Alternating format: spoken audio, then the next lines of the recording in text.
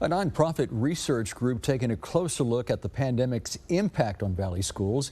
They reviewed state standardized test scores of hundreds of schools here in the Valley. Channel 5's Alyssa Cole shows us what they found. Children at Risk announcing today what it calls the RGV's most resilient and red flag schools as it relates to the COVID pandemic.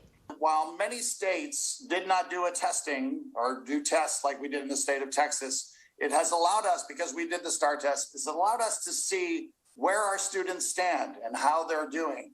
And so it's insight into the devastating impact on our state and our students of the pandemic and all the pandemic learning loss that we've had. President and CEO of Children at Risk, Bob Sanborn, explains that the organization's research team analyzed 583 Rio Grande Valley schools using the school's raw STAR scores. Using that data, the group compiled a list of the top 5 pandemic resilient and top 5 red flag schools at the elementary, middle, and high school levels. Our red flag schools.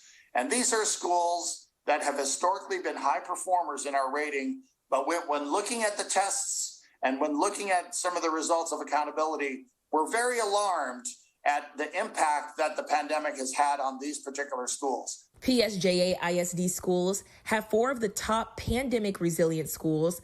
IDEA Public Schools appear 4 times on the red flag list. However, PSJA's Thomas Jefferson T-STEM Early College High School was listed as a #1 top red flag high school, while its sister school in San Juan, PSJA Early College High School, was #1 on the resilient list. The early college school's principal says communication and technology were big factors, methods they still use today. That's the future, and that's what the students want, the technology.